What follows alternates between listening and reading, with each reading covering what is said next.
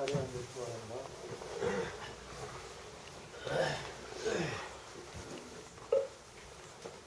스님 법문에 앞서 잠시 입정이 있겠습니다.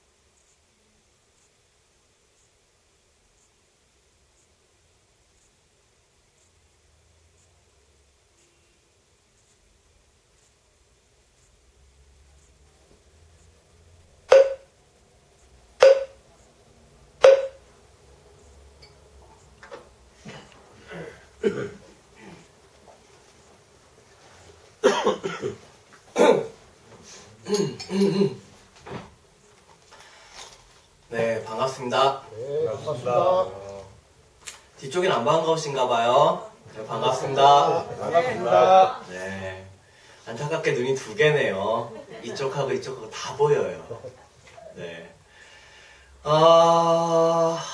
얘는 뭔가요? 앞에 또 카메라가 있네요. 오늘도 혹시 찍나요? 예. 오늘은 안 되는데.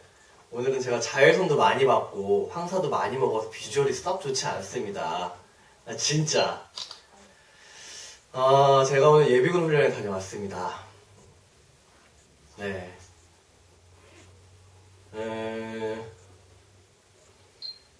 혹시 신문기사 보셨는지 모르겠지만 얼마 전에 예비군 훈련장에서 좀 안 좋은 불상사가 좀 생겼었어요.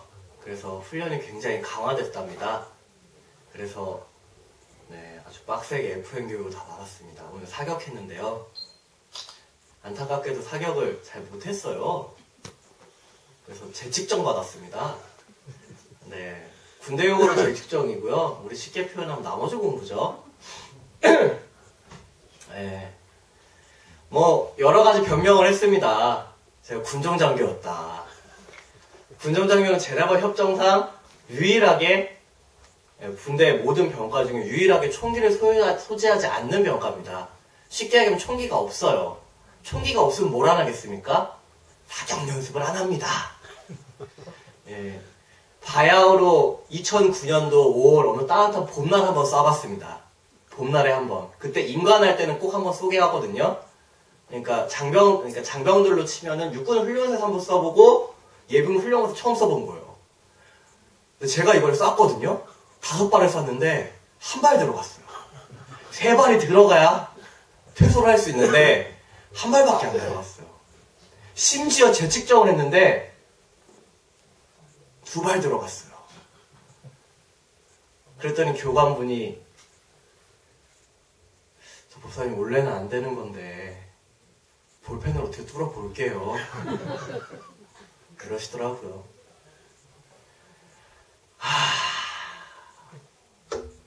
슬프더라고요. 제가 거기다 변명 많이 했거든요. 그 다음에 하필 M16으로 쐈어요. 저희 땐 직접 K2로 했거든. 총기가 달라요. K2는 내가 좀 싸! 왜냐면 여기 확인해보실 거 아니잖아요. 그러니까 이렇게 막 얘기할 수 있는데 M16은 안 맞더라고. 역시 미제가 별로야. 국산이 좋아요. 그 다음에 한국 지형에 한국 사람한테는 K2가 맞나봐. M16 안 맞더라고요. 나머지 공부도 하고 해서 굉장히 오늘 자외선도 많이 받고 오늘 오후에는 황사주의보였죠? 네, 황사지수 높음이었어요. 그래가지고는 또 황사도 열심히 먹었고 해서 네, 오늘 뭐 사격 이외에 시가지 전투, 분대 전투 네, 이런 것을 과감 없이 과거에는 열애했을 수 있었으나 네, 사고 때문에 네, 조기 퇴소도 없이 5시면은 4시 45분까지 교육을 받았습니다. 뭐가 전 안 풀리는 해인가 봐요, 올해도. 작년만 그런 줄 알았는데 나 올해도 삼재인가 싶더라고요. 보연스러운 도로고 단 한순간도 운이 있었던 적이 없는 것 같아요. 내 운은 다 어디 갔을까 생각해봤더니 글쎄, 내가 운이 없으면 내 몫의 운은 어디 있을 텐데 어디 있을까? 아, 내가 기도하면서 다 나눠드렸구나. 이거 괜찮지 않았나요? 제 운까지 다 나눠드린 것 같습니다. 우리 보현행자들에게. 내가 그렇게 열심히 축원을 합니다. 앞에 보이시죠? 제자리. 축원문 4개 있는 거 보이시죠? 이거 누가 읽겠어요? 회주스님과 제가 읽습니다. 아침마다. 그럼 매일 이렇게 열심히 축원하니까 내 운이 없어진 거야. 내 몫의 운까지 다 드린 거예요. 그렇지 않고 이렇게 불운하다면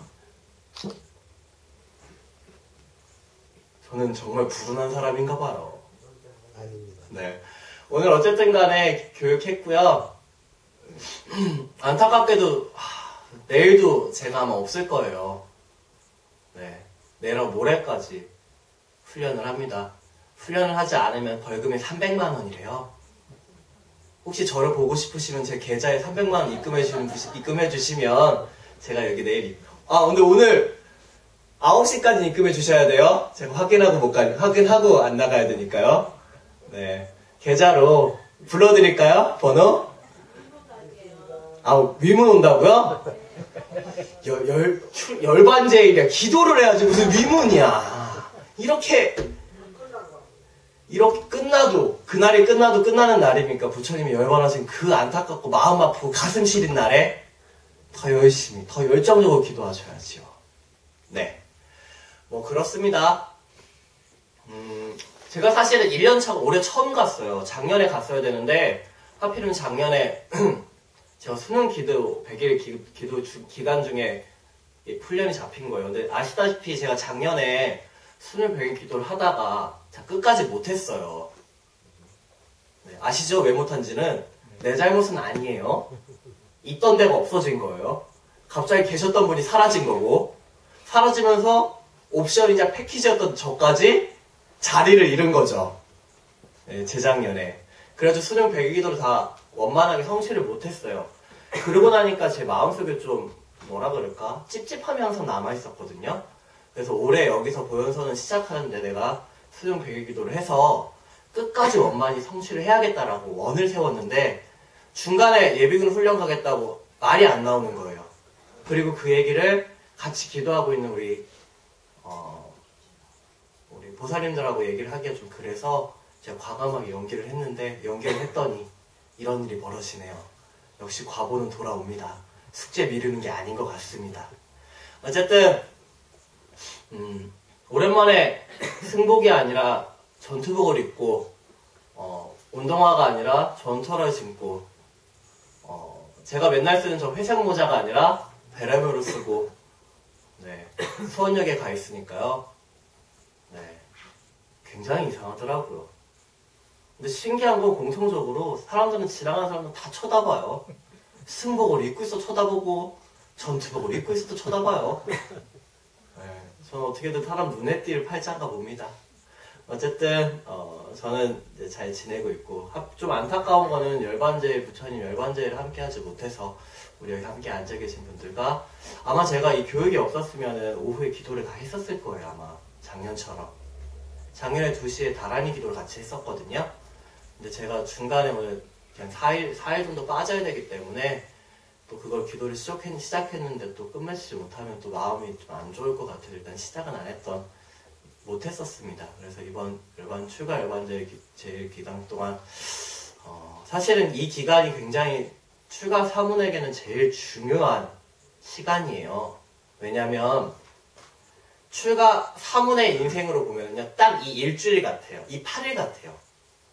출가해서 열심히 수행 정진하다가 어떻게 운이 좋으면 아니지 운이라고 얘기하면 안 되겠죠. 열심히 노력해서 수행 정진했을 때 정말 그 공덕이 있다면 열반으로 가는 거고요. 그렇지 않으면 한 사람의 개인의 죽음으로 가겠지요.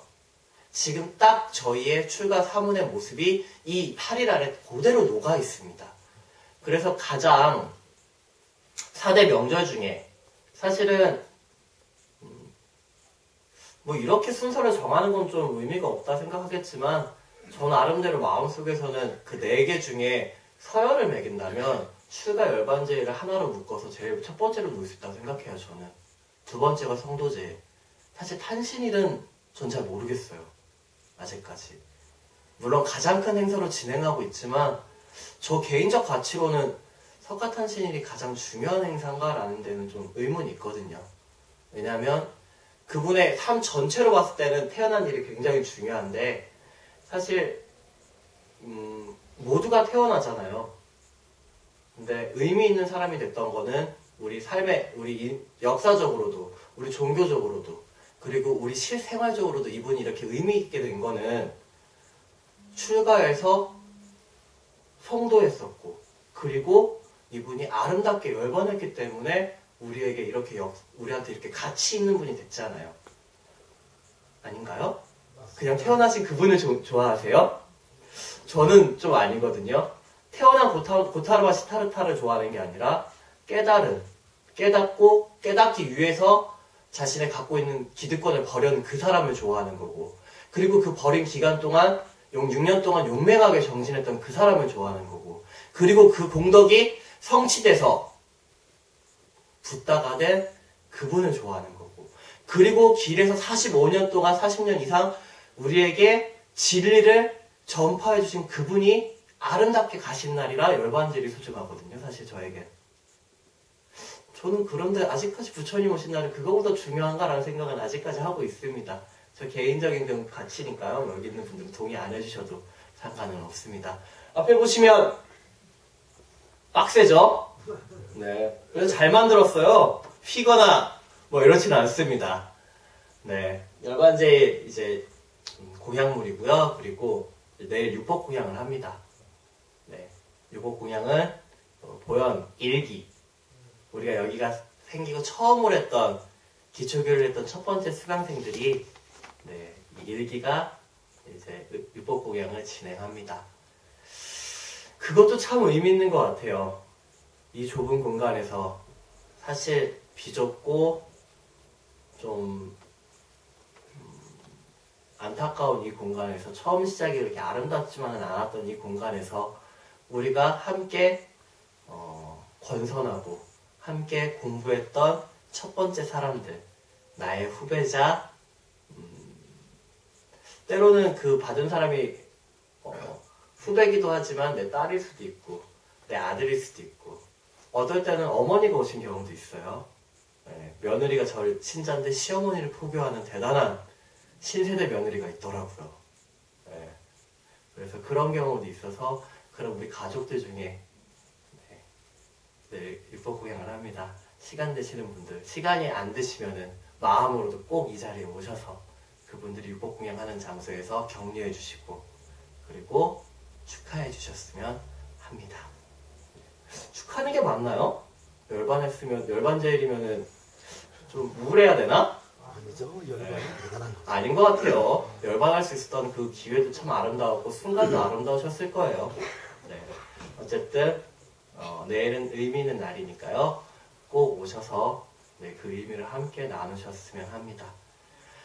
오늘 무슨 얘기를 할까 준비를 미리 좀 했었는데요. 이 얘기가 이 시즌에 맞는 이야기인가는 잘 모르겠어요. 네, 봄 얘기를 했어야 됐었는데 제가 요즘 좀 바쁘다 보니까 법문을 좀 미리 준비해가지고는 좀 캐캐묵은 법문 내용이 아닐까 싶습니다. 카메라 앞에서 하기 민망한 얘기일 것 같아. 고민은 됩니다만 준비해놓은 이야기가 이거밖에 없어. 진행을 해볼까 합니다. 우리가 요즘에 젊은 사람들이 지향하는 라이프 스타일이 있어요. 뭐냐면요, 요즘에 미니멀 라이프 스타일이라고 되게 각광받고 있다고 합니다. 미니멀 라이프 스타일이 뭐냐면요, 최소한의 것만 가지고 살아가는 거예요. 근데 한번 생각해 보세요. 난 뭐 엄청나게 넘치게 사나? 한번 생각해 보셔요. 또 막상 그렇지도 않아요. 막 지금 살고 계신 게 그렇다고 해서 막 과한 건 아니잖아. 뭐 내가 뭐 엄청난 걸 뭐 누리고 사는 것처럼 느껴지진 않으시지 않으세요? 그렇게 느껴지는 분 계세요? 손 한번 들어보세요. 난 지금 내 삶에서 너무 과하게 산다. 임거사님은 뭐 빠지시고 빼고. 네.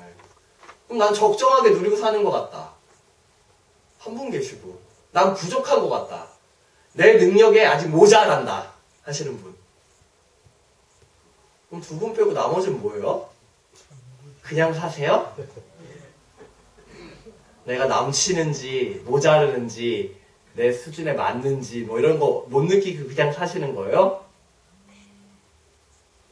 그렇진 않을 거예요. 왜? 만약에 내가 가진 능력보다 넘치게 받고 산다면은 분명히 미안한 마음이 드실 거고요. 평소 생활에. 내 능력보다 부족하다고 느끼시면요. 더 갖고 싶어서 욕심이 나실 거고요. 내 깜냥에 맞춰서 내 깜냥만큼 사는 것 같다라면 만족함을 느끼셔야 돼요. 첫 번째, 미안한 마음이 드셨다면 지금 누군가와 나누려고 하셨을 거예요. 나보다 낮은 사람을 찾으려고 했을 거고, 나보다 부족한 사람이 누군지 알아보려고 했을 거고, 그들에게 무엇이 필요한지 내가 갖고 있는 걸 나눠주려고 하셨을 거예요. 과연 그렇게 살고 계신가요? 두 번째, 내가 분명히 부족하다고 느꼈으면 내가 부족한 것을 어떻게든 더 가지려고 노력하셨을 거예요. 방법은 여러 가지 있겠죠. 합법적인 방법도 있고요. 편법적인 방법도 있고요. 불법적인 방법도 있겠죠. 어쨌든 간에 그걸 가지려고 해서 욕심을 부리셨을 겁니다. 그리고 내가 갖지 못한 걸 갖고 있는 사람을 어떻게? 질투하셨을 거예요. 그래서 내 마음은 지금 불안할 거예요. 불편할 거예요. 세 번째, 내가 가진 만큼의 분수에 만족하셨으면 지금 행복하셔야 돼요.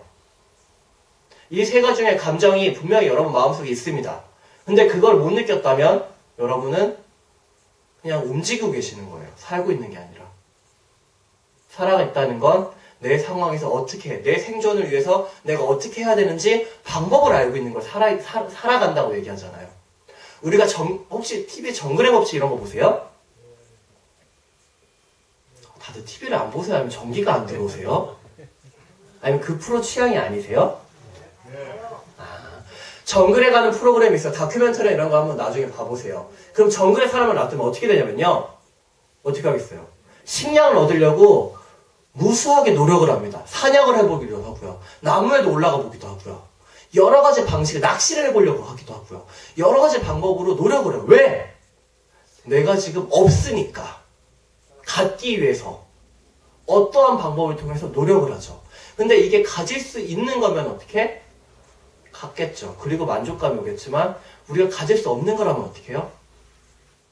계속 갖고 싶겠죠. 계속 갖는데 갖고 싶은데 갖지 못하면 아까 얘기한 대로 갖고 있는 사람을 질투하겠죠. 질투하면 내 마음이 어떻죠? 불편하죠. 살아있다는 건 이런 겁니다. 내가 생존하기 위한 노력을 하고 있는 순간이 살아있다고 느끼는 건데 아무렇지 않다라고 하시는 거는 아마 그냥 움직이고 계시는 거예요. 조금 더 관심을 가지셔주셔야 돼요. 왜? 여러분의 삶이니까요. 내 인생이 아니고 여기 계신 분들의 삶이잖아요. 여러분이 50년간, 60년간 가꾸고 어떻게 보면은 논밭 같죠? 시간이 되면은 씨를 뿌리고 어떨 때는 피도 뽑아주고 햇빛도 쬐주고 물도 부어주고 수없이 노력한 결과물로 지금 여기 자리에 계신 거잖아요. 근데 내가 지금 내가 만들어낸 결과에 어떻다 저렇다라는 마음이 없다는 건 어느 순간 나는 내 삶에서 나의 관심을 놔둔 건 아닐까라고 생각이 지금 불현듯 드네요. 한번 진지하게 좀 생각해 보셔야 될 것 같아요. 만약 생각해 보고 나서 다음 이야기를 좀 진행해 볼까 합니다. 그렇다면 이런 감정이 들 겁니다. 그런데 사실 대부분이 그래요. 저 역시도 만족하고 살아가지 않거든요. 오늘 예분 훈련장에 갔더니 스님인 걸 알아보고 1년차, 2년차, 3년차랑 같이 봤다 보니까 제가 나이가 두 번째로 많아요. 쉽지 않죠? 근데 훈련장에서는 그렇답니다. 33인데 넘버 2야. 넘버 1이 34이야. 네.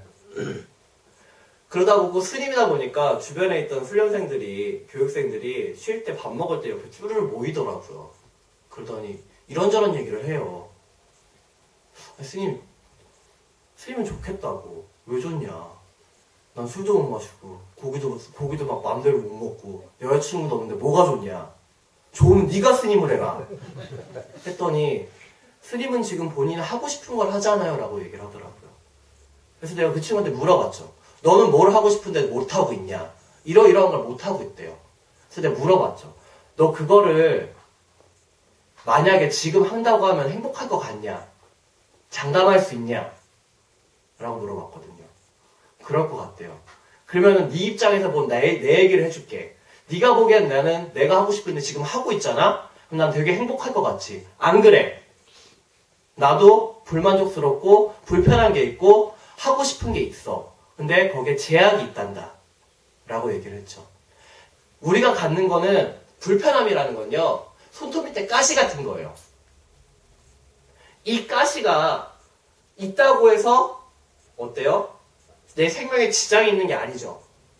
반대로 이게 없다고 막 좋아 죽을 것 같지도 않아요. 근데 어느 순간부터 내가 하고 싶은 이 스님이라는 일을 하고 있음에도 불구하고 난 불만족스러워요. 그게 손톱에 가시 같은 거예요. 근데 나는 이 가시 집착하느라고 내가 행복한 줄 몰라요. 그 얘기를 해줬거든요. 나는 지금도 불안하다, 가끔씩. 내가 10년 뒤에도 20년 뒤에도 스님일지 내가 걱정한다. 지금 내가 하고 싶은 일이 꼭 미래까지 내가 하고 싶은 일이 아닐지도 모른다는 불안감을 갖고 산다. 과연 그건 행복할 거냐? 인간이 행복하지 않은 건 현재에 살지 않기 때문이다. 지금 네가 행복하지 않은 건 그 일을 못해서가 아니다. 라고 얘기를 해줬거든요. 어때요? 좀 괜찮나요? 말은 참 잘해. 네. 그렇게 얘기를 해주고 이렇게 둘러둘러 얘기를 해줬거든요. 다들 불만족스러워요. 나는 더 가질 수 있는 사람이라고 믿어요. 왜? 우리 사회에서 그렇게 교육을 시키거든요. 노력하면 다 가질 수 있다고 얘기를 하잖아요. 그래서 책임을 다 어떻게? 나에게 전가시키죠. 그래서 네가 노력을 안 해서 못 가진 거야 라고. 하지만 사회 구조상 가질 수 없는 것들도 있죠. 갖는다는 건 무언가를 포기했다는 얘기가 동의어거든요. 인간의 시간은 한정적입니다. 내가 공부를 했으면 운동을 못했어요. 운동을 했으면 공부를 못했어요. 운동이랑 공부를 둘 다 쓰는 시간적 여러분은 힘들어요. 두 가지 다 했으면 내가 잠을 못 잔 거예요. 맞잖아요. 시간은 한정적이에요. 공부를 했으면 운동을 못했을 거고요. 운동을 했으면 공부를 못했을 거예요. 근데 운동도 공부도 다 한 애가 있어요. 근데 걔는 잠을 못 잤겠지 그러면. 다 하고 살 수는 없단 말이에요. 우리는 일정적으로 버리고 포기하는 순간들이 있습니다. 미니멀 라이프의 핵심이 그거예요. 포기하고 살자. 버리고 살자. 비우고 살자. 그게 그 미니멀 라이프라는 게 처음 시작이 어디서 왔냐면요. 가구에서 왔어요. 요즘 인터넷에 제일 유명한 가구 스타일이 어떤 가구 스타일인지 혹시 아세요? 뒤에 우리 보살님들? 인테리어 혹시 좀 관심 있는 분? 어떤 품 가구가 제일 유행하시는지 혹시 아세요? 북유럽 스타일이라는 스칸디나비아라고 하는 북유럽 스타일의 가구가 되게 유행을 해요. 지금 인테리어 하는 사람들, 가구에 관심 있는 젊은이들이 제일 많이 사는, 내지는 신혼부부들이 제일 관심 있어 하는 그 가구 물품들이 대부분 이제 스칸디나비아, 내지는 북유럽풍, 이런 식으로 가구래요. 근데 그런 북유럽풍 가구라는 게 별게 없어요. 그냥 하얀 가구예요. 문양 하나 없고, 장식 하나 없는 그냥 새하얀 이런 서랍장 같은 거예요. 근데 그런 스타일이 되게 유행이대. 그래서 그게 왜 유행인가 보니까요. 그 가구를 처음 고안한 사람이 이렇게 얘기를 했답니다. 어느 순간 인간이 자본을 축적하면서 뭘 축적하기 시작했냐면은 집안에 무언가를 쌓아놓기 시작했대요. 처음엔 빈방이었죠. 그 빈방에 처음에는 침대가 없었고 바닥에 요를 깔고 살다가 침대가 들어왔습니다. 그러나 보니까 옷 정리할 데가 없네. 옷장이 들어왔어요. 옷장에 들어가 보니까 어떻게 우리 보살님들이 화장할 데가 없네? 화장대가 들어왔어요. 화장대가 들어오니까 서랍장이 들어왔고요. 그러다 보니까 침대에 들어오는데 또 침대에 들 하나 켜놔야겠어. 그러면 들을 올려놓는 선반이 들어왔어요. 그렇게 가구가 하나하나 방을 점령하는 순간 어떤 일이 일어나면요. 그 방의 주인이 누구예요? 가구가 된 거예요. 어느 순간 가구 때문에 창문을 가리기 시작했어요. 생각해보니까 옷이 많아지니까 장롱이 점점 커지다 보니까 창문을 조금씩 가려지기 시작했어요. 장롱이. 그래서 채광이 안 되기 시작했고, 채광이 안 되니까 어떻게? 아까 얘기한 전등을 켜게 됐고요. 그러다 보니까 선반이 하나 더 들어와야 돼서 내가 쓸 인간의 공간이 점점 줄어드는 거예요. 그리고 나 보니까 나중에 이 방의 주인이 농이야. 농작이 이 방 주인 같아. 제일 센터에. 공간도 넓어. 그리고 나 보니까 화장대가 점점 넓어져. 왜? 우리 보살에는 화장품이 점점 늘어나거든요. 옷이 늘어나니까 옷장이 좀 더 생겨야 되고요. 이불장도 필요하네. 봄, 여름, 가을, 겨울 이불이 다 있어야 되니까. 이불장 밑에는 뭘 집어넣어야 돼요? 봄, 여름, 가을, 겨울 쓸 커튼을 넣어야죠. 그러니까 이불장도 들어와야 돼요. 하나하나 들어오면서 내 방이 아니라 가구방이 됐어요. 가구에 나는 얹혀 산다는 느낌이 받게 된 거예요. 그래서 처음 시작이 그 가구 디자이너가 방의 주인을 인간의 공간을 넓히자예요. 그래서 가구를 하나씩 내보냅니다. 쓸 수 있는 공간을 최대한 넓히면서 가구를 통합합니다. 통합하고 줄이고 벽에 넣고 수많은 노력을 해서 이 스타일이 미니멀 요즘 사람들이 얘기하는 미니멀 라이프로 내지는 지금 그런 북유럽풍 인테리어라는 게 유행을 하고 있답니다. 그럼 여기의 핵심은 뭐예요? 버리는 거예요. 절집에서 제일 많이 하는 얘기가 뭐죠? 모버리라고 그래요. 절에 오면 모버리라고 하지요? 다들 절에 10수년씩 다니셨잖아요. 스님이 모버리라고 하던가요? 욕심이 그쵸, 우리 고모님 역시 50년, 60년 되신 분은 달라요. 이렇게 딱 뭐가 핵심인지 아시잖아요. 욕심을 버리라 그러죠. 욕심을 버리는 방법 중에 가장 첫 번째는 뭐라고 하죠? 보시라 그러죠. 서로 간에 나눔으로써 뭘 할 수 있다? 내 욕망을 줄일 수 있다. 고 얘기를 하죠. 근데 우린 버릴 때 아까워요. 아깝잖아요. 저희 어머니가 저희 집이 절이다 보니까 생각보다 좀 창고나 이런 게 좀 커요. 냉장고도 좀 많고요.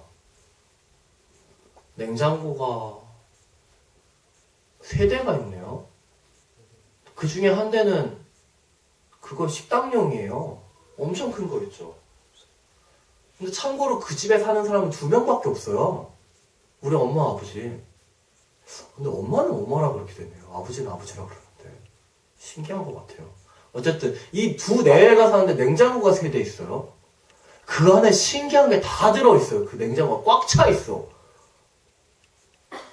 참고로 창고에 가면 물건이 또 꽉 차 있어요. 4회밖에 안 사는데. 가끔씩 그 창고에 가서 열어봅니다. 5만 개 다 들어있어요. 제가 예전에 한번 얘기했죠. 우리 어머니 그릇. 89년도에 산 그릇이 아직도 있다고. 그러면서 내가 물어봤죠. 이건 도대체 왜 있냐? 그랬더니 이게 살 때 얼마였고 이 세트가 뭔데 뭐 줄줄이 그거에 대한 역사를 읊어요. 난 관심이 없어. 안 쓸 거잖아. 그럼 누구 주던지 버리라고. 얘가 여기 있어야 될 이유는 뭐냐고. 그럼 또 이렇게 얘기해요. 이게 뭐 해서 처음 산 건데 거기에 대한 또 추억을 파세요. 그래서 물어봤죠. 이 물건이 있어서 그 추억이 소중한 거냐고 아니면 그 소중한 추억 때문에 이 물건을 팔지 못하는 거냐고. 고민하시더라고요. 그 접시 세트 버리게 남을 주게 하는 데까지 걸린 시간이 6년 걸렸어요. 6년 동안 닥달하니까 그게 정확하게 얘기하면 결혼하는 누구더라? 사촌 누나 결혼식장에 결혼할 때 준 것 같아요. 나름 브랜드 제품이라 가치는 있었던 것 같아요. 누구 줬을 때 지문되지 않았던 것 같아요. 디자인은 좀 옛날 것이긴 하지만 나름 좋게 얘기하면 복고고요. 요즘으로 얘기하면 복고고 클래식한 거니까 선물로 나쁘지 않았는데 그때 주면서도 아까워하더라고요. 어이가 없대. 그렇게 아까우면 썼어야지. 그렇게 아까웠으면은 나 밥 먹을 때 내 상에 내 밥그릇을 그걸로 해줘야 될 거 아니야. 아버지 밥그릇을 그걸로 했어야 됐고 그 냄비에 그 접시에 사라다가 나왔어야지. 그렇게 아까웠으면. 근데 안 쓰고 그렇게 뻗팅기다가 결국 그거 남 줬어요. 그리고 나서 내가 다시 여쭤봤어요. 그리고 나서 그 접시에 갖고 있었던 추억이 소중해지지 않았냐고. 아니라고 얘기하더라고요. 여전히 그 추억은 너무나 따뜻한 추억이었다고. 그 접시가 나름 스토리가 있었어요. 그러니까 이건 좀 얘기하다 좀 긴데 잠깐 얘기할게요. 그 접시의 스토리가 뭐냐면요. 저희 아버지가 그러니까 저를 낳고 출가를 하셨어요. 근데 그 전에 학교 선생님이었어요. 화학 선생님이었는데 죄송합니다. 우리 승 교수님한테 너무 크게 얘기했나 보네요. 네, 그게 저희 아버지가 첫 번째로 받은 월급으로 산 접시래요. 그때 그 보따리 장사한테 접시를 샀는데 그때 그것도 한 번에 다 못 사가지고 6개월 할부로 주고 끄는 거래. 근데 우리 아버지가 2년 만에 학교를 그만둬요. 네. 그래가지고 그 접시값은 그래도 그러니까 우리 아버지가 근무하고 나서 그러니까 우리 아버지가 나름 어머니 머릿속에 선생님이었던 적이 있었다는 순간의 기억이 그 접시에 들어있는 거예요. 왜냐면 그 월급으로 산 거니까.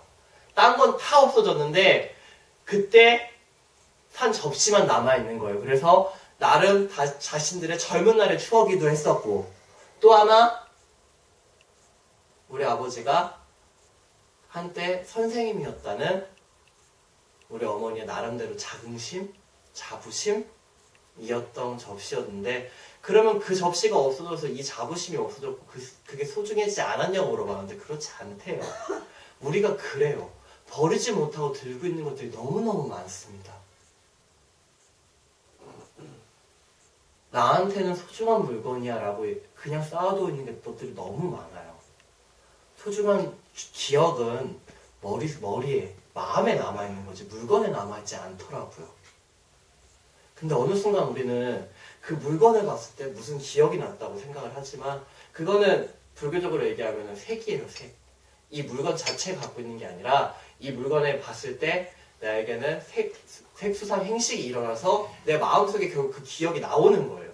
결국 얘 때문에 나온 게 아니라 얘는 기회가 돼서 촉매가 돼서 내 몸에 체화됐던 그 식에서 나오는 게 기억이고 감정이고 감각이거든요. 결국 나한테 나오는 거지 얘한테 나온 게 아닌데 우리는 흡사 이렇게 생각하죠. 이 물건을 봐서 옛날 기억이 나니까 얘는 나와 함께 가야 돼. 내 추억이 고스란히 묻어있고 내 손때가 묻어있는 물건이야 라고 생각하죠. 그렇게 되면 뭐가 생기죠? 나는 얘를 사랑해요. 그렇기 때문에 애착이 생겨요. 그럼 얘는 이 컵은 어떻게 버릴 수가 없어요. 누구에게 줄 수 없어요. 누구에게 양보할 수 없어요. 누가 이 컵을 나눈다면 내 기억과 내 애정을 나누는 거예요. 애정을 나눌 수 있는 사람이 있나요? 없어요. 세상 누구와도 나눌 수 없는 게 애정이죠. 저 사람을 공동으로 사랑한다는 마음을 할 수 있는 건 딱 한 존재밖에 없어요. 자녀. 아버지도 어머니도 같이 사랑했을 때 싸움 나지 않는 거는 그러니까 타인들과 공통으로 사랑하는 사람이 싸움 나지 않는 건 자식밖에 없을 거예요, 아마. 엄마, 아버지가 동시에 사랑하는데 싸움 나지 않잖아요. 근데 가끔 요즘에는 그게 싸움이 되기도 해요. 남편 입장에서는 너무 애만 예뻐요, 와이프가. 제 친구는 실제로 이런 얘기를 했었어, 와이프한테. 애가 울고 내가 퇴근했는데 왜 애한테 가냐? 라고 시비를 걸었대요. 자기가 퇴근해서 들어오는데 애가 울고 있으니까 와이프가 애한테 가더래요. 근데 생각해보면 당연하다고 생각하잖아요, 다들. 근데 제 친구 입장에서는 나 사랑한다고 결혼해놓고 쟤 운다고 쟤한테 가면 나는 뭐가 돼? 쟤는 지금 울고 있고 누워서 자고 있지만 나는 밖에서 쇠가 빠지게 돈 벌어 왔는데 내가 왔을 때 나 좀 예뻐해주면 안 돼? 라는 생각이 들더래요. 섭섭하더래요, 자기 딸한테. 네.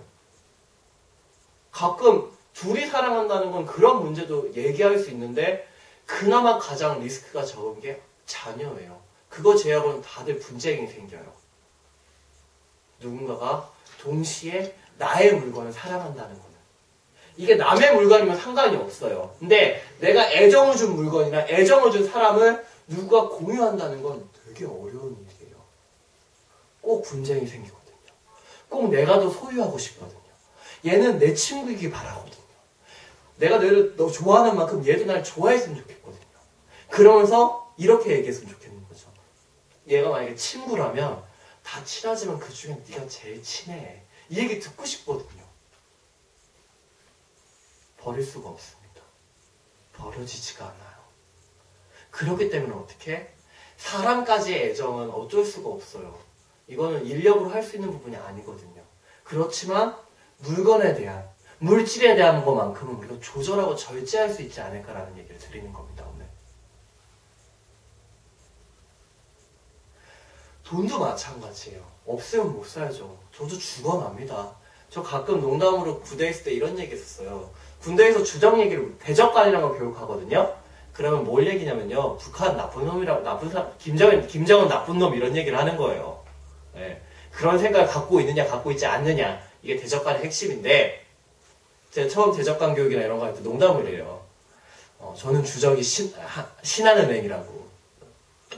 월급이 들어오는데 본 적이 없다고. 다 빼간다고, 얘네들이. 이런 농담을 하는데요. 이런 것처럼 우리는 분명히 애정하는 물건들이 있습니다.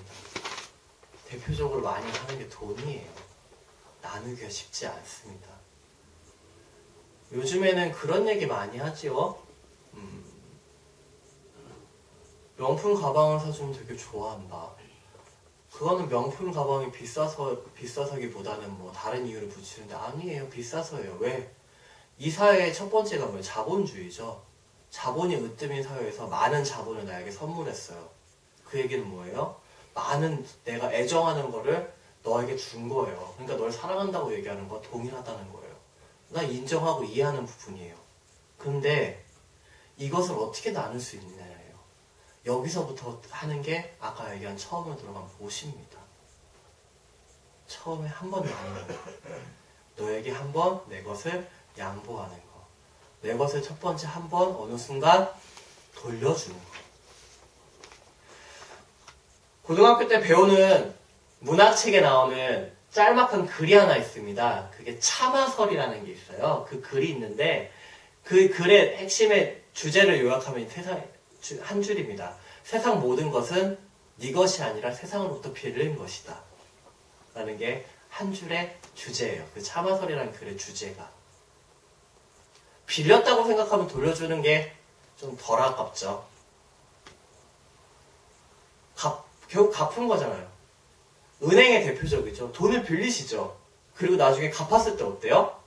후련하지 않으세요? 또 제가 대출 경험이 없어가지고는. 대출 경험 있는 분들 대답 좀 해주세요. 네. 네. 대출 상환이 끝나면 되게 좋지 않으세요? 좋습니다. 우리 엄마 되게 좋아하던데. 네. 저희 집 불사할 때 대출 받았었거든요. 그 대출 끝나니까 되게 좋아했는데 우리 엄마. 우리 아버지 되게 좋아하셨고 다들 되게 이런 얘기를 하기에는 다들 이렇게 인성이 다들 완성되신 것 같아요. 오늘 주제 잘못 택했네 내가. 조금 더 위에 얘기를 했어야 되는데 이게 완성이 다 되신 분들에게 이런 낮은 얘기를 하니까 감흥이 없으셨구나. 근데 뭔가 후련할 것 같아요. 숙제를 끝낸 기분일 것 같아요. 근데 내 것을 줬다고 생각하면 엄청 아깝죠. 내 거야. 애정하는, 너무너무 좋아하는 물건이야. 완전 좋아. 근데 그걸 줬다고 생각하면 되게 밤에 억울하겠죠. 더군다나 준 사람이 내가 좋아하는 사람도 아니야. 생판 남한테 우리 집 차를 줬다고 생각해보세요. 우리 집 보살님이, 우리 집 보살이, 우리 집 거사가 생판 모르는 사람한테 자기 차를 주고 왔대. 어때요? 어머! 잘하셨어요. 나눔이란 그런 것이죠. 제 것을 소중한 걸 남에게 주는 것, 그것이 진짜 나눔 아니에요? 참 나눔 아니겠어요? 이렇게 얘기하실 분 계세요? 첫 번째 미쳤냐고 하지 않을까요? 자기 미쳤어? 가 시작 아닐까요, 우리? 일상적인 게? 상상도 하기 싫으신 분들 몇 분 계실 거예요. 그렇게 생각하면 얼마나 미치고 팔잘 뛸 일이에요. 근데 그 차 할부금이 끝났어요. 좋잖아요. 이런 것처럼 세상의 모든 것은 네 것이 아니라 빌린 것이다. 그러므로 세상에 다시 돌려주어야 된다라고 얘기했던 그 글이 참화살의 글이거든요. 전 그 마음이 되게 좋은 것 같아요. 처음부터 얘를 내 거라고 마음먹고 주는 건 너무 힘들어요. 내 것이라고 벌써 인지한 이 순간부터 가래라는 게 생기거든요. 끊을 수 없는 애정이 생겨요. 그러기 전에 얘한테 조금 한 발짝 멀어지는 방법은 얘는 너한테 세상으로 빌린 거야. 그러므로 얘를 다시 돌려줄 사회적 난 의무가 있어.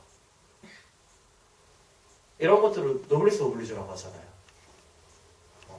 사회 지도층이 갖고 있는 사회에 대한 다시 환원에 대한 믿음. 제 동갑 누군지 아시죠? 우리 스님이 말씀하셔서 대표적인 유명한 두 명이 있어요. 84년 DD 중에 한 명이 김정은이고요. 네. 한 명이 아니요, 마크 주크버그 페이스북 창업자. 네. 둘 다 그 사람들이 84년 GD예요. 한 명은 지금 죽어라 모으고 있죠. 돈도 모으고 무기도 모으고 욕도 모으고 있죠. 김정은이 그렇게 하고 있고, 한 명은 나누고 있죠. 자신의 재산 50조 원을 지금 자기가 죽으면 환원하겠다고 그랬어요. 대표적으로 마크 주크버그가. 근데 물론 좀 솔직하게 나쁘게 얘기하면요, 걔 죽을 때까지 그 주식 가치가 50조 원이라는 보장은 없어요. 냉정히 얘기해서 걔가 지금 내놨으면 대단한 건데 자기가 사후에 내는 거거든요. 사후에 그 자기 재산을 모두 환원하겠다. 99%를. 그게 한 35조 원 가까이가 된대요. 지금 계산으로. 걔가 죽을 때까지 이 재산이 더 늘어날 수도 있고요. 반대로 쫄딱 망할 수도 있어요. 그래서 그게 얼마나 기부할 건지 모르겠지만 지금 마음이 어때요? 다른 거예요. 한 명은 내 것이라고 인지하고 우리 집 방 안에 계속 쌓아놓고 있어요. 어떻게? 남의 걸 뺏어서. 2천만, 걔네들 얘기하면 인민이죠. 인민의 피를 빨아서 내 방에 차곡차곡 금으로 된 벽돌을 쌓고 있고요. 한 명은 금칠한 벽돌을 하나하나 빼서 사람들에게 먹을 것으로 바꿔서 필요한 것을 바꿔주고 있어요. 똑같은 돈을 어떻게 그렇게 다르게 쓸 수 있느냐. 아마 이 마음이 아닐까 생각해요. 처음에 내 것이라고 인지하면 못 나눠주지만 이거는 세상에다 빌리고 내 능력으로 번 게 아니라 세상에 내 능력을 시험해 본 거고 그 대가가 돌아온 거고 그리고 나는 그 대가를 다시 나눠야 되고 라고 생각했으면 주는 것이 좀 덜 아깝고 이렇게 그러니까 버릴 수 있는 거죠. 마지막에 우리 부처님께서 마지막 뭐라 그랬죠? 이 열반의 마지막에 무엇까지 버리셨죠? 이 육신까지 버린 게 열반입니다. 그래서 같이 있는 거예요. 성도를 했어. 꾸준히 깨달아서 붙들어서 계속 사셨지만 마지막 벗지 못한 게 뭐예요? 이 육신의 한계예요. 이 육신이라는 것은 이 육신을 들고 있으면 무엇이 생기느냐? 기본적으로 욕망이 없을 수가 없어요. 먹고 자고 입구가 있어야 되니까. 줄이는 거지 결국 이 욕망은 있어요. 없어지지 않거든요. 근데 이 욕망을 버릴 수 있는 마지막 단계가 무엇이냐? 이 육신을 버리는 거예요. 그래서 열반제일이 소중한 겁니다. 그래서 버림의 미학, 버림의 아름다움, 비움이 인간의 공간을 만든다고 얘기했던 미니멀 라이프가 가능한 겁니다. 오늘 열반제일 맞이해서 좀 비움과 버림에 대한 얘기를 좀 하고 있습니다. 근데 이게 막 많이 들어본 얘기 같고 와닿지 않는 이유는 여기 계신 분의 잘못이 아니에요. 제 잘못이에요. 왜? 저도 아직 그 경계에 다가서지 못했기 때문에 진정성이나 진심이 부족한 거거든요. 저도 내 방이 되게 필요해요. 집에 가면은 내 방 꼭 필요하거든요. 제가 우리 속가에 안 가는 이유 중에 하나는 내 방이 없어서예요. 제가 출가하고 그 방을 고추 말리시더라고요. 아 진짜 내가 고추방도 못한가 싶더라고요. 3년 만에 속가 집에 갔더니 내 방이 없어지고 소파에서 자래요. 아 이건 아니지 싶더라고요. 그래서 내 방문을 덜컥 열었더니 거기에 고추를 말려놨어요. 방을 또 불도 엄청 떼놨어. 고추님을 아주 극진히 모시고 있더라고요. 아들은 밖에 재우고 이 무슨 말도 안 되는 행태인가 싶은데 네. 그래서 마음속에 속간을 비웠죠. 네. 그쪽에서 먼저 비우니까 저도 쉽게 버려지더라고요. 근데 저도 비움에 대해서 아직 하고 있고 사실 갖고 싶은 것도 많아요. 사실 최근에 충동구매라고 하죠. 인터넷에 충동구매한 상품이 있습니다. 저도. 제가 운동화를 되게 좋아해요. 이렇게 얘기하면 좀 그런데 스님으로 살면서 유일하게 멋부릴 수 있는 게 신발인 것 같아요. 나 좀 아직까지 있어요. 그러니까 우리 스님과 제가 가는 패션의 세계가 좀 달라요. 우리 스님은 이렇게 승복을 이렇게 딱 다려서 깔끔하게 입는 그걸 좋아하시지만 난 되게 사소한 것, 난 승복보다 승복 안에 받쳐있는 게 더 예뻐야 돼요. 그리고 승복을 했을 때 운동화가 예뻐야 돼요. 그래서 운동화를 좀 되게 집착을 하거든요. 운동화도 진짜 솔직히 되게 많아요. 우리 지금 숙소에 신발장에 열어보면은 주지스님 신발이 2켤레, 우리 은사스님께 2켤레인데 하나가 여름 거 하나 겨울 거예요. 근데 제가 한 15켤레 한쪽은 다 제 거예요. 스님은 그거는 얘기 안 하시더라고요. 다행이에요. 그건 치부라고 생각하셨나봐. 우리 지명이가 운동화 중독이야 이렇게 생각하실까봐 그 얘기는 피하셨나봐요. 근데 제가 커밍아웃 할게요. 근데 제가 지난주에도 한 켤레를 샀어요. 근데 심지어 승복에 못 입어요. 왜냐면은 꽃무늬 프린팅이 돼 있어요. 운동화. 나이키에서 나온 그 운동화인데 꽃무늬 프린팅이 돼 있는 거예요. 근데 그게 봄이 되고 하니까 너무 예쁜 거야. 못 신더라도 신발장에 넣어놓고 보고 싶은 거예요. 얘를. 되게 바보 같은 생각인데 샀어요. 147,000원 주고. 신을 목적도 아닌데 못 신어. 승복에 꽃무늬 신고 다니면 미쳤다 그럴 거야. 나 꽃 꽂고 다니는 게 차라리 머리에 꽃을 꼽지 신발에 꽃무늬 있는 운동화는 못 신을 거야. 꽃신을 어떻게 신어? 근데 그럼에도 불구하고 그게 너무 갖고 싶더라고요. 그러면서 솔직한 마음으로는 자기 합리화를 했습니다. 내가 갖고 싶은 이 욕망을 해결하는데 합법적이고 도덕적인 방법이니까 해도 되고 이 물건을 갖는 과정이 비도덕적이지 않았으니까 난 이걸 소유하더라도 큰 사회적 파장이 없을 거야 라고 자기를 설득했어요. 근데 이 설득이 맞는 건가요? 아니에요. 이 논리에는, 제가 했던 논리에는 허점이 없을 수 있지만 이 말을 하고 있는 내가 욕심에 의해서 산 거예요. 내가 공의와 대의와 사회 정의를 위해서 내가 이런 논리를 얘기했다면 이 논리에 갖고 있는 허점이 없기 때문에 이 말은 틀린 말이 아니지만 나는 신발을 갖고 싶은 욕망에서 나를 설득했어요. 어떻게? 논리에 맞춰서. 이게 우리가 갖고 있는 딜레마입니다. 절제하고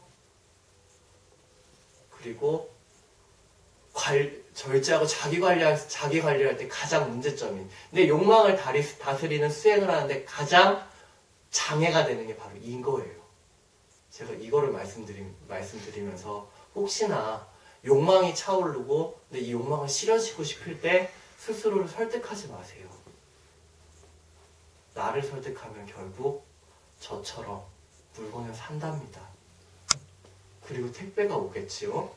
아마 내일이나 모레쯤 올 거예요. 저는 그걸 열어보고 좋아할 겁니다. 그리고 그 운동화를 신발장에 넣어놓죠. 그리고 나서 내가 어느 순간 그 운동화에 대한 애정이 식었을 때 어떻게 될까요? 내가 창피해질 거예요. 내 스스로가. 그 물건을 갖기에 나를 거짓으로 설득했던 내가 떠오를 테니까요. 그때 반성하겠죠. 지금은 단순히 운동합니다. 근데 만약에 제가 가지려고 했던 게 더 큰 거였다면 어땠을까요? 힘이나 권력이나 야망이나 이런 거를 내 찬장에, 내 방에 갖다 놓으려고 했었다면 어땠을까요? 그리고 그것에 대한 애정이 식었을 때 그것을 가지려고 내가 했던 수많은 노력과 마음들이 얼마나 창피할지. 가져다 놓은 것이 가치 있을수록 나의 초라함도 커질 거라고 생각합니다. 제가 산 운동화는 제가 나중에 반성하겠습니다. 네, 저에게는 운동화가 있다면 여러분 무엇이 있을까요? 나를 반성시키는 것들이 있다면 그것을 보고 타산지석 삼어 버림의 미학에, 버림의 종교인 불교에 기여하셨을 때 이것들을 실체적으로 실행에 옮겨보셨으면 좋겠다는 마음 가집니다. 오늘 이야기는 여기까지고요. 부탁을 좀 드릴 게 있습니다. 뭐냐면요. 4월 연능축제 있고 이런 거는 뒷전이에요. 아직 다가오지 않은 미래니까. 그리고 냉정하게 얘기하면 여기 계신 분들 다 나올 거라고 철석같이 믿어요. 거기다가 플러스 가족까지 데려올 거라고 믿어 의심치 않아요, 저는. 왜? 여기 계신 분들이 그렇게 해줬기 때문에 작년에 1,500명 이상 나올 수 있었던 거거든요. 이번에 1, 2기가 늘었어요. 그게 대충 한 30명에서 2개 기수를 합치면 40명 정도 되거든요. 그러면은 이번에 적어도 연주축제에 100여 명 이상이 더 나올 거라고 저는 믿어 의심치 않습니다. 1,600명, 1,700명이 될 거라고 확실한 마음을 갖고 있어요. 근데 제가 오늘 드릴 얘기는 가는 도중에 우리가 해야 될 일들이 좀 더 있다는 거예요. 첫 번째는 지지난주에도 말씀드렸는데 천장 한번 보시죠. 얘네들이에요. 얘네들이 하늘에서 툭 떨어지지가 않죠. 완제품으로 파는 제품들이 아닙니다. 우리가 하나하나 꽃잎을 비벼서 연잎을 비벼서 연등에 배접을 해서 그리고 속지 입혀서 하나하나 다 붙여서 만든 100% 순수 노보살림이라는 걸 싫어하세요. 언니보살림의 수제 핸드메이드거든요. 그래서 의미가 있는 거예요. 우리 보현서는 법당에 있어서도 의미가 있지만 우리 언니보살님들이 한 땀 한 땀 장인의 마음으로 50년 이상 만드신 분들이 한 땀 한 땀 손으로 만든 수제 핸드메이드이기 때문에 더더욱 가치가 있는 거거든요. 근데 이 수제 핸드메이드가 하늘에서 뚝 떨어지지가 않습니다. 그래서 여기 있는 분들이 도와주셔야 돼요. 에이, 거사가 뭐 그런 걸 해. 우리 주지스님 하루에 2시간씩 맨날 비비세요. 네. 함께 해주시거든요. 그러니까 다들 좀 오셔서 꼭, 혼자 가면 뻘쭘하고 어색해요. 이런 얘기 하시는데, 안 어색하게 해드릴게요. 거기 있는 분들이 오시면 너무너무 좋아할 거예요. 그래서 시간 내시면 꼭 오셔서 봉사가 아니라 우리 집 등은 우리가 만들자예요. 그대로 들고 나간다고. 이거는 연등 축제 때요. 네. 그러니까 이번에 창작등은 안 만들어요. 작년에 창작등을 만들었잖아요. 근데 창작등 만들 시간에 이번에는 연등을 만들 거예요. 왜냐면은 4월이 스케줄이 복잡한 달이에요. 큰 행사도 있고요. 이사도 해야 되고 등도 제작해야 되는 게 한 달 안에 이루어져야 돼요. 지금부터 준비를 하고 있지만 개수가 만만치 않아서 4월 한 달을 다 갖다 쏟아붓는다고 해도 솔직히 자신이 없어요. 왜냐하면 이사도 해야 되는데 이사하면 기본 일주일 이상 드시는 거 아시죠? 청소하고 정리하고 쓸고 닦으면 일주일 가요. 뭐 아무것도 안 했는데. 더군다나 거기 평수가 있어서 진짜 일주일 가거든요. 그러면 한 주 빼면 3주예요. 지금 대충 만들 거랑 만들 시간에 해서 3주 동안 이걸 다 해야 되는데 솔직하게 말씀드리면 자신이 없어요. 여기 있는 분들이 도와주지 않으시면 자신이 없어요. 특히 우리 거사님들이 오셔서 안 도와주신다면 장담을 못 하겠어요. 그래서 4월 한 달 주말에 쉴 수 있는 휴일은 부처님께 함께 공양했다라고 생각해 주시면 안 될까요? 네, 알겠습니다. 부처님 앞에 등 공양도 하지만 내 시간도 이 불단에 예쁜 불기에 올려서 공양했다는 마음으로 좀 나와주세요. 부탁드립니다. 네. 그래서 우리 집 등은 내가 만들자. 내 손으로 만든 등 우리 집 등으로 빛을 밝히자. 이런 기치로, 이런 슬로건으로 이번 등 작업에, 등 봉사에 권선합니다. 불참하지 마시고요. 꼭 참석하셔서 자리 빛내주시기 바랍니다. 오늘 이야기 여기까지입니다. 수고하셨습니다.